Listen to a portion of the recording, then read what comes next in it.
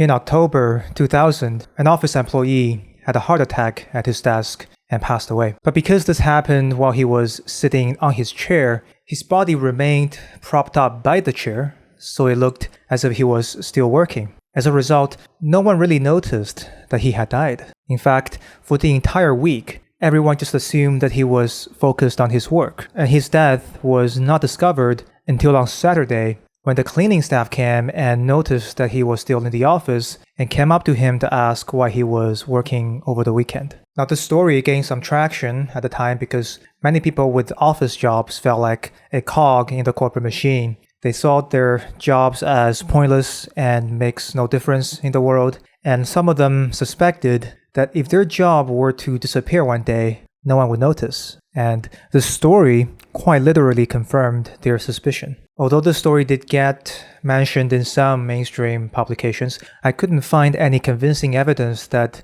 the story was real. I do hope that this is just an urban legend though, because if this were true, my sympathy would go to not just the family and friends of the employee who passed away, but to the employee himself as well. One can't help but wonder, what is it like to have a job that is so devoid of useful purpose that you can be materially, existentially absent from your work for days and weeks and no one would notice? Did this employee know that his work was so absolutely pointless? Did he know that if he just stops working one day, it wouldn't make a single difference to his team and his boss and the operation of his company as a whole? Was he aware that to the company he worked for, his existence was this meaningless? And what did it feel like having to drag himself out of bed every morning and commute through the city just to get to a job that is of absolutely no value to anyone? Well, from my personal experience, being forced to do work you know to be pointless is a very peculiar kind of human suffering. In fact, it is devised as a form of torture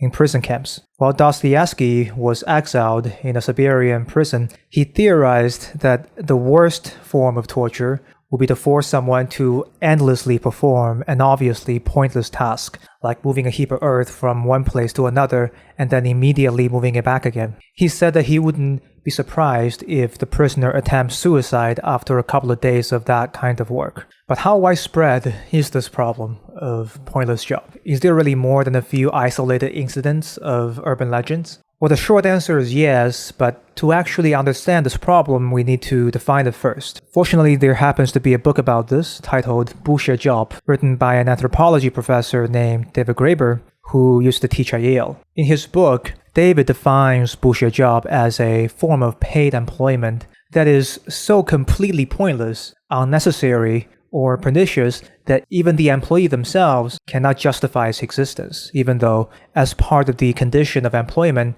the employee feels obliged to pretend that this is not the case. David included the following real-life example in his book, and I can't make this shit up, so I'm just going to read it to you. It's a story of a guy named Kurt who works for a subcontractor for the German military. Here's how he describes his work. The German military has a subcontractor that does their IT work. The IT firm has a subcontractor that does their logistics. The logistics firm has a subcontractor that does their personnel management, and I work for that company. Let's say Soldier A moves to an office 2 rooms further down the hall. Instead of just carrying his computer over there, he has to fill out a form. The IT subcontractor will get the form, people will read it and approve it, and forward it to the logistics firm. The logistics firm will then have to approve the moving down the hall and will request personnel from us. And the office people in my company will then do whatever they do, probably filling out more forms and approving them. And now I come in. I get an email, be at barracks B at time C. Usually these barracks are 60 to 300 miles away from my home. So I will get a rental car. I take the rental car, drive to the barracks, let dispatch know that I arrived, fill out the form, unlock the computer, load the computer into a box, seal the box, have a guy from the logistics firm carry the box to the next room, where I unseal the box, fill out another form, hook up the computer, call dispatch to tell them how long I took, get a couple of signatures, take my rental car back home, send dispatch a letter with all the paperwork, and then get paid. So instead of the soldier carrying his computer for 15 feet two people drive for a combined 6 to 10 hours, fill out around 15 pages of paperwork, and waste a good 400 euros of taxpayers' money. Now, I'm sorry if the above description starts to sound like your job at this point, but statistically, I wouldn't be surprised if it does. Based on a YouGov poll in Britain, 37% of people believe their jobs to be completely pointless. There's another poll by the firm Stroten and Nelson. This one was done in Holland and found the number to be as high as 40%.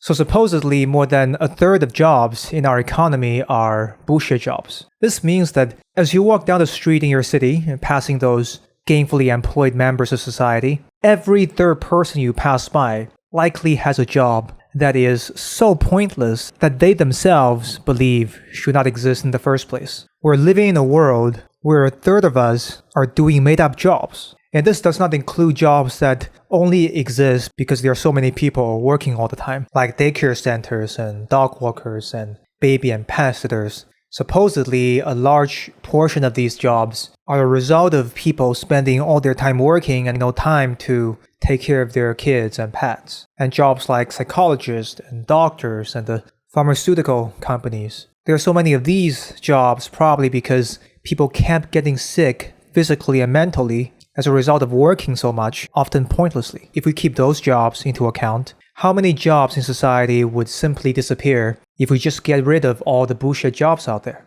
Like 50%? That's just a guess, but it's a scary thought nonetheless. We think that everyone being gainfully employed is what keeps the world economy running. But what if a large portion of these jobs are made up, where people are pretending to work in order to get paid? This is starting to sound like a scam on a societal scale. Remember how people are talking about robots taking over people's jobs? Well, it might have already happened. What if a large portion of us already don't need to work anymore as a result of advancement in technology, but we are just pretending to work? And this incentive to pretend to work is one of the reasons why no one talks about this issue. If your livelihood, your ability to put food on the table for you and your family is dependent on your job, but you realize that your job is pointless and should not exist in the first place, you don't tend to go around advertising that realization. What's more likely to happen is that you will live in a state of fear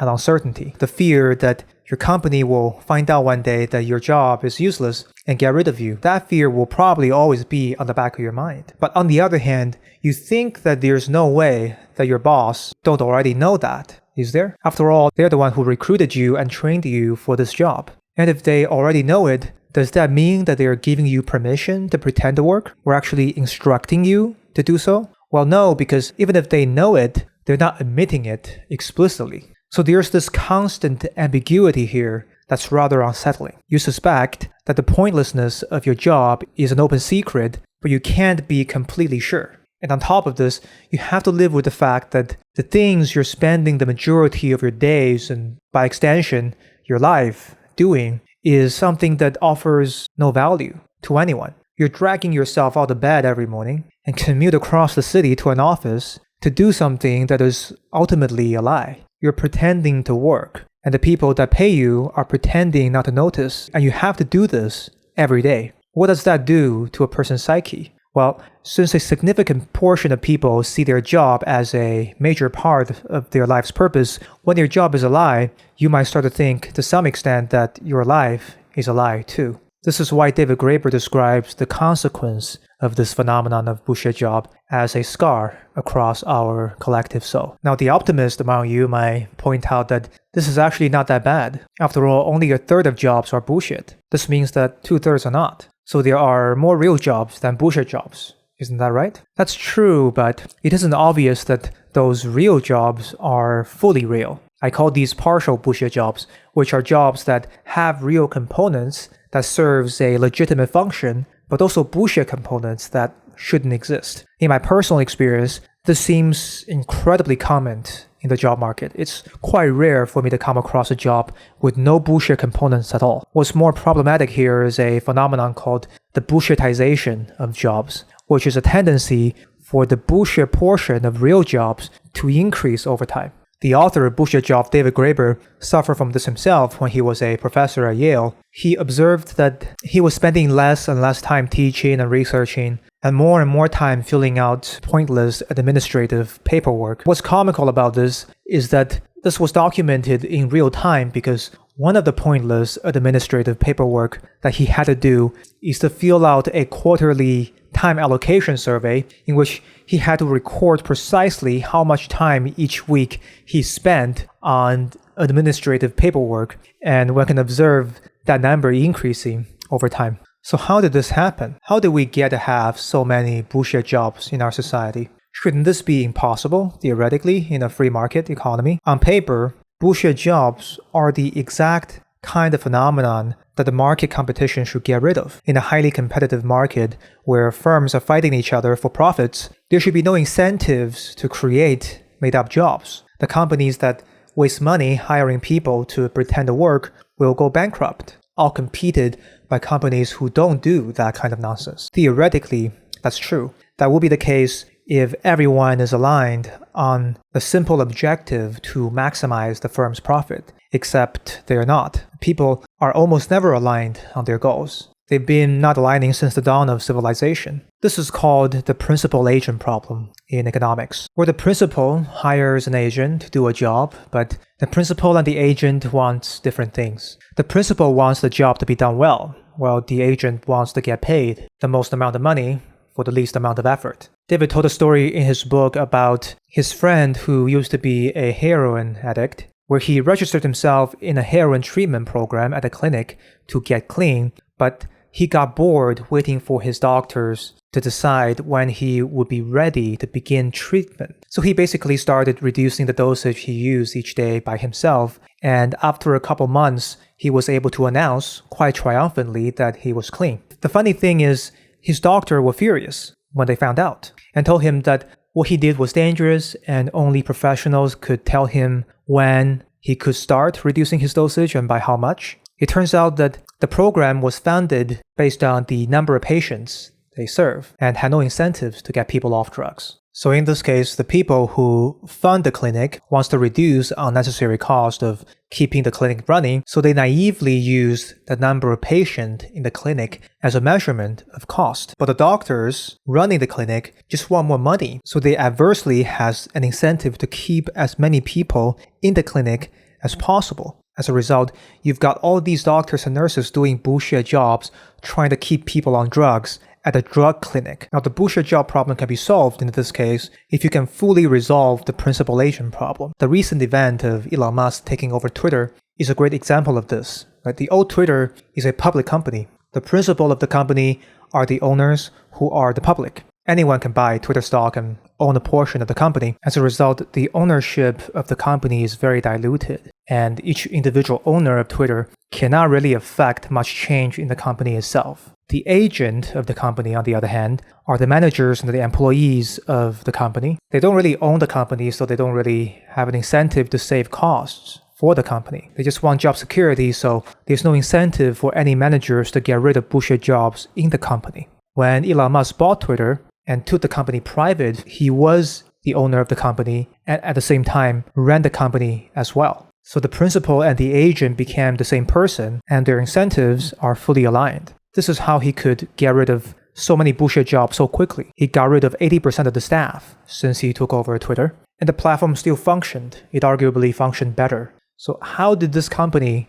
continue to run even though 80% of the staff are gone? Well, it was because they were all working in bullshit jobs. Another reason bullshit job exists is cultural and by extension political. People simply don't seem to be allergic towards the problem of bullshit jobs as much as other social issues, such that when politicians say that they want to save jobs and create jobs, we don't seem to care whether these jobs should exist in the first place. For example, here's a quote from Obama when he was explaining why he did not want to make drastic changes to the American healthcare system. I don't think in ideological terms, I never have. Everybody who supports single-payer healthcare says, look at all this money we would be saving from insurance and paperwork. Well, that represents 1 million, 2 million, 3 million jobs filled by people who are working at Blue Cross, Blue Shield, or Kaiser, or other places. What are we doing with them? Where are we employing them? If the above quote sounds kind of reasonable to you,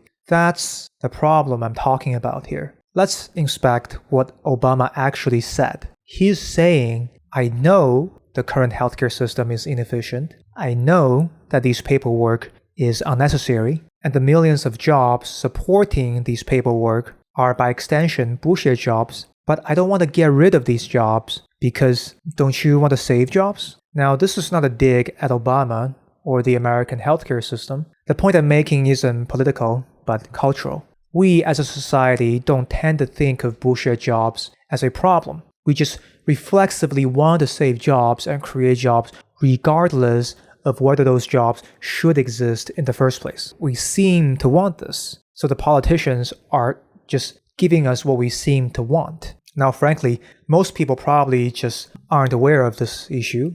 And I do hope this video increase our collective awareness of this problem. But until then, bullshit jobs and the bullshitization of real jobs will remain as a frustrating problem. So what can we do about it? Well, just for fun, one thing that some people have done is to simply stop doing the bullshit work while continue to collect paychecks. Now, I'm certainly not prescribing this as a solution for you to do. There's an obvious ethical problem here. I'm simply reporting to you what some people have done. And there was a story back in 2016 of a guy who got sued for never showing up for work for 6 years. This happened in Spain. The dude basically decided one day that his job was such bullshit that he could just stop working and no one would care. And sure enough, no one noticed for a good 6 years. Apparently, he spent those 6 years studying Jewish literature, and the court ended up ordering him to pay about $30,000 in fine. So that's obviously not a sustainable solution,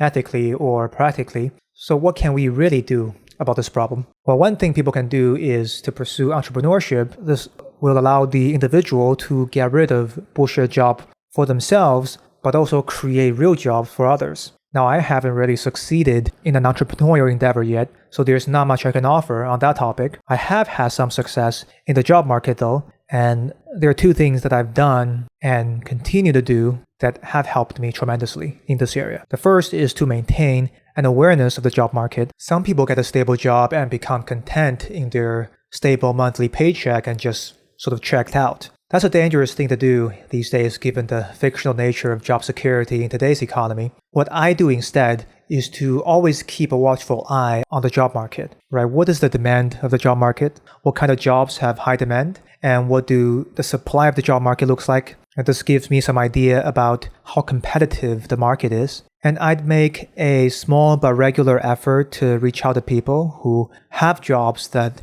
look interesting to me. I use LinkedIn for this most of the time. They don't always respond, but sometimes they do. And this is a way to collect data about the job market, but also network at the same time. The second thing I do is to watch out for real skills in my work, like writings and sales and codings and familiarity with certain industry software. I would correlate this with my awareness in the job market and decide which skill I should develop further. This allows me to stay ready as a product in the job market. And doing these two things allow me to always be ready to pursue new jobs, either when an interesting opportunity appears or when my current jobs become intolerable. And that's it. If you like this content, check out my Patreon in the description.